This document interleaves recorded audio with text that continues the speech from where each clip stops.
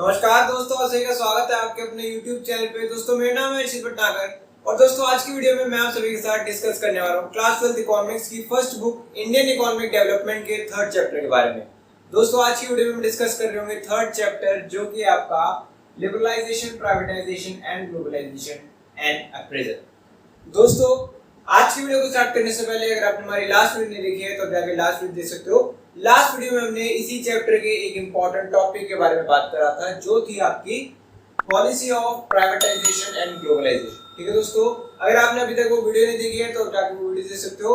ऊपर आई बटन में आपको उस वीडियो का लिंक मिल जाएगा। ठीक है दोस्तों, चलिए आज की वीडियो के बारे में बात करते हैं और डिस्कस करते हैं हमारी आज की वीडियो की इंपॉर्टेंट टॉपिक के बारे में जो कि है आपका एन अप्रेजल। दोस्तों आप अभी तक ये बात जानते हैं कि हमने इस चैप्टर की तीन इंपॉर्टेंट पॉलिसीज, ठीक है, आपके न्यू इकोनॉमिक पॉलिसी की जो तीन इंपॉर्टेंट पॉलिसी थी, लिबरलाइजेशन, प्राइवेटाइजेशन एंड ग्लोबलाइजेशन, इन तीनों ही पॉलिसी के बारे में हम डिस्कस कर चुके हैं कि ये तीनों पॉलिसी का मतलब क्या था, इनका डिफाइन क्या था, ठीक है, और साथ ही साथ में इनकी इंपॉर्टेंस कितनी थी। आज की वीडियो में हम डिस्कस करने वाले हैं एन अप्रेजल, यानी कि हम जज करने वाले हैं आपके एलपीजी पॉलिसीज को, या हम कहे जो रिफॉर्म्स थे, हम देखने वाले हैं कि उन रिफॉर्म्स का इकोनॉमी के ऊपर कितना ज्यादा पॉजिटिव इंपैक्ट था और कितना ज्यादा नेगेटिव इंपैक्ट था। ठीक है दोस्तों, तो बात करते हैं पॉजिटिव एस्पेक्ट्स के बारे में। पॉजिटिव एस्पेक्ट्स को जो हम स्टडी करते हैं तो जो सबसे पहला एस्पेक्ट था वो था increase in economic growth rate, ठीक है, जीडीपी। रिफॉर्म्स की मदद से इंडिया की जीडीपी बढ़ी थी, ठीक है, ग्रोथ रेट के अंदर आप कह लीजिए इंक्रीज हुआ था, लेकिन ये जो ग्रोथ रेट था ये अनइवन था। जैसे हम कह सकते हैं कि एग्रीकल्चरल सेक्टर के अंदर डिक्लाइन था ग्रोथ, ठीक है, वहीं पे आपके इंडस्ट्रियल सेक्टर के अंदर जो ग्रोथ थी वो फ्लक्चुएट हो रही थी, कभी बढ़ती थी कभी डिक्रीज होती थी, लेकिन वहीं पे आपके जो सर्विस सेक्टर था वहां पे कांस्टेंट ग्रोथ थी। ठीक है, तो मतलब कि यहाँ पे हम बात कर रहे हैं ओवरऑल जीडीपी के अंदर इंक्रीज आएगा। दूसरा जो पॉजिटिव एस्पेक्ट है वो है inflow of foreign investment, FDI, foreign direct investment.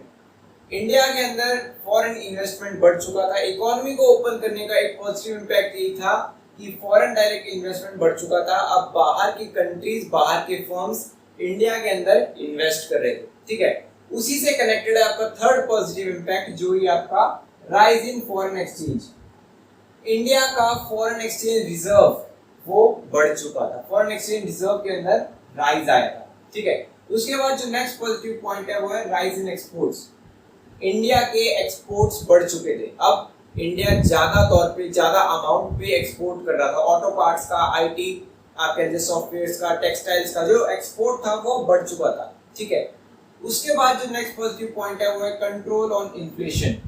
Reforms की मदद से, एलपीजी पॉलिसीज की मदद से जो इन्फ्लेशन थी, जो आपके प्राइसेस दिन पे दिन बढ़ते जा रहे थे, उसके ऊपर कंट्रोल हो चुका था। अब इन्फ्लेशन कंट्रोल थी, प्राइसेस बढ़ नहीं रहे थे, ठीक है।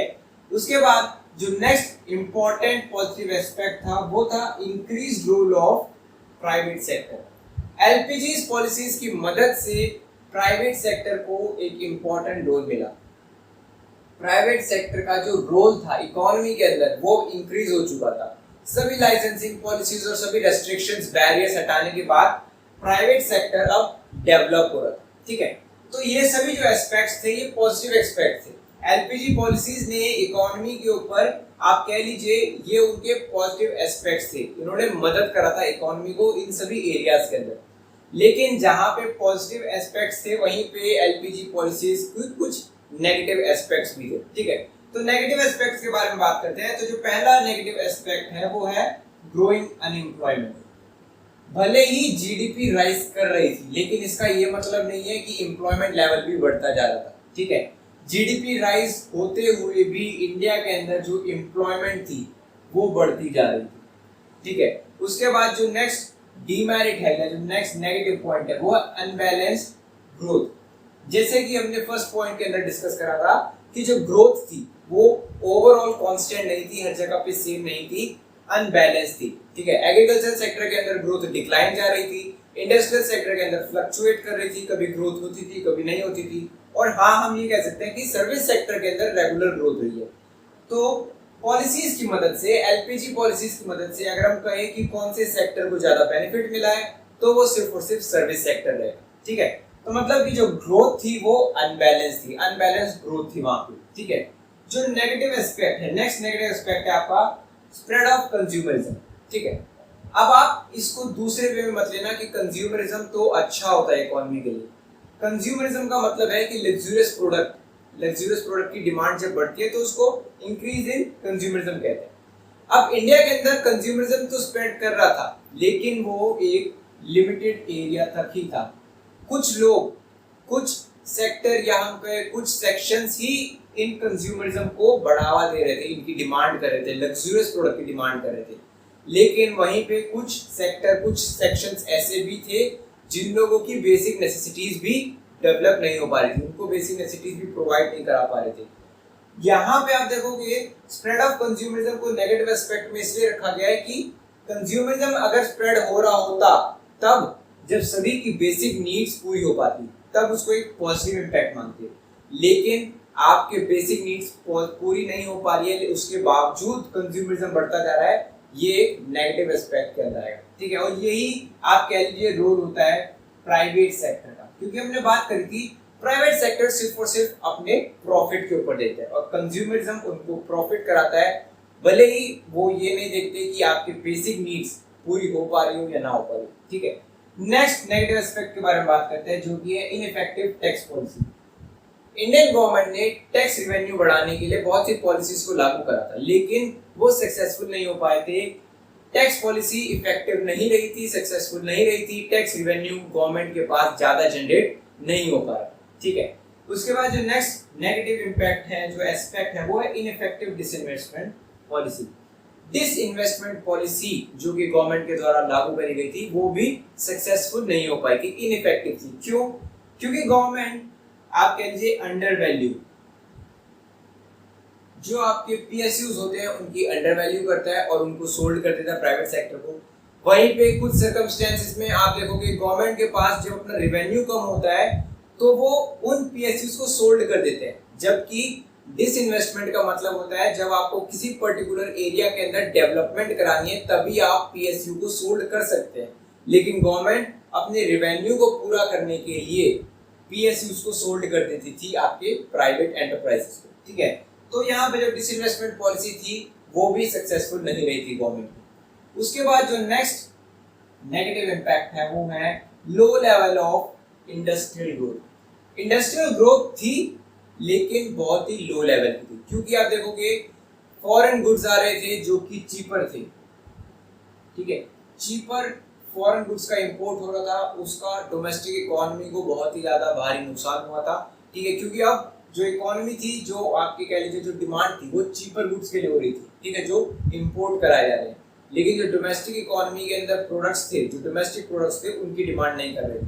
ठीक है, साथ ही साथ में आप देखोगे इंफ्रास्ट्रक्चर ज्यादा अच्छा नहीं था उस समय की इकोनॉमी में, उसको भी हम आप कहते हैं कि low level of industrial growth के अंदर आया।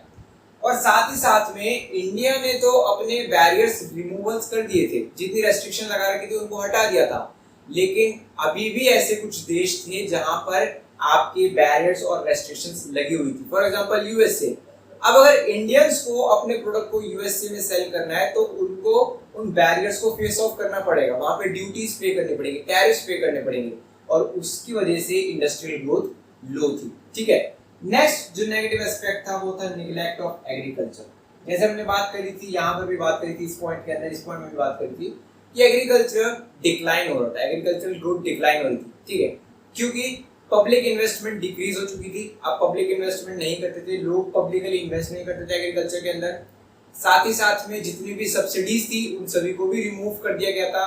और अब आप देखोगे जो आपके कैश क्रॉप्स हैं, ठीक है, जहां से कमर्शियल वे, हम इसको कमर्शियल वे में कहें तो ज्यादा सही रहेगा कि अब सेल्फ सफिशिएंसी के ऊपर डिपेंडेंस से हटकर कमर्शियल वे के ऊपर आ चुका है, कैश क्रॉप्स के ऊपर आ चुका है, और वो ही आप कह लीजिए एग्रीकल्चर के ऊपर ज्यादा इम्पैक्ट दिया जा रहा है कि कैश क्रॉप्स उगाने हैं, उससे इकोनॉमी को बेनिफिट मिलेगा, उससे पर्सनल फार्मर को बेनिफिट मिलेगा। ठीक है, तो वो भी आपके एक नेगेटिव एस्पेक्ट के अंदर आता है एलपीजीज की मदद से, क्योंकि एग्रीकल्चर ओवरऑल ग्रोथ नहीं कर पा रही। ठीक है दोस्तों, तो एलपीजी पॉलिसीज के अंदर ही एक और इम्पोर्टेंट एस्पेक्ट आता है। ये तो आपका आप कह लीजिए अप्रेजल हो गया, एनालिसिस हो गया कि क्या क्या पॉजिटिव इम्पैक्ट थे, क्या क्या नेगेटिव एस्पेक्ट थे।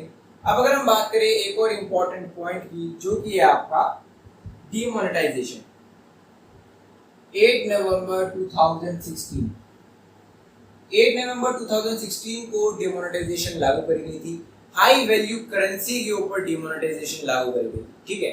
आपके 500 एंड 1000 रुपीस के जो नोट्स थे उनके ऊपर डीमोनेटाइजेशन लागू करी गई। लेकिन अब ये डीमोनेटाइजेशन होती क्या है? अगर डीमोनेटाइजेशन की डिफाइन के बारे में देखें तो आप देखोगे act of removing a currency unit from its status as legal tender. एक करेंसी यूनिट को जब हम रिमूव कर देते हैं उसके स्टेटस से एज अ लीगल टेंडर, जो लीगली आप कह लीजिए हटा दी जाती है, उसका स्टेटस रिड्यूस कर दिया जाता है, उसको रिमूव कर दिया जाता है, उस करेंसी यूनिट को, उसको हम डीमोनेटाइजेशन के तौर पे रिकॉग्नाइज करते हैं, ठीक है।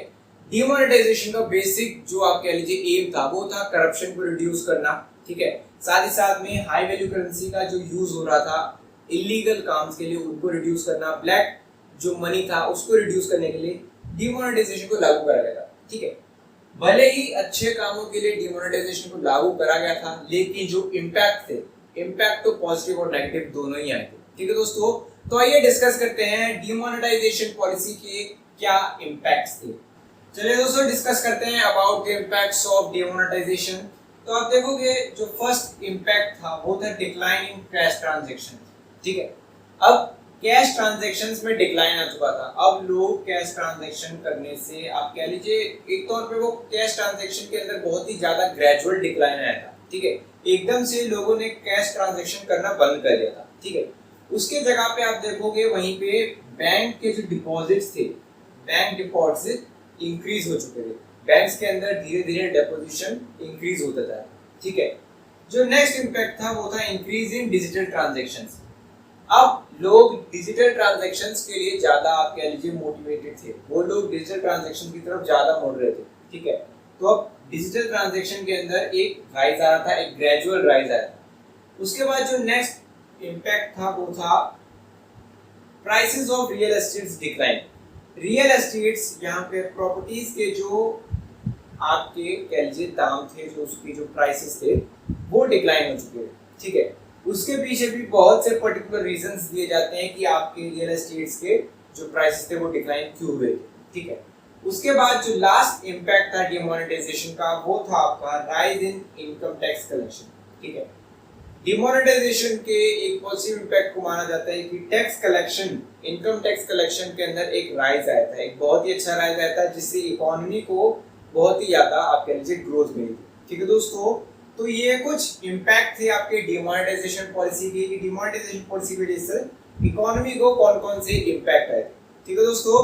तो आज की वीडियो में डिस्कस करा है अबाउट एन अप्रेजल और साथ ही साथ में पॉलिसी ऑफ डीमोनेटाइजेशन के बारे में। लेकिन दोस्तों अभी भी इस चैप्टर के एक इम्पोर्टेंट टॉपिक बचा हुआ है जो कि आपका जीएसटी, जिसको हम नेक्स्ट वीडियो के अंदर डिस्कस करने वाले हैं, ठीक है दोस्तों। अगर आपने अभी तक एलपीजी पॉलिसीज के बारे में नहीं देखा है, उनका डिस्कशन नहीं देखा है, तो आप जाकर वो वीडियो देख सकते हो। ऊपर आई बटन में आपको वीडियोस का लिंक मिल जाएगा। और अगर आपको आज की वीडियो अच्छी लगी है तो वीडियो को लाइक और शेयर करना मत भूलना, ठीक है दोस्तों। वीडियो को लाइक करें और अपने सभी दोस्तों के साथ शेयर करें।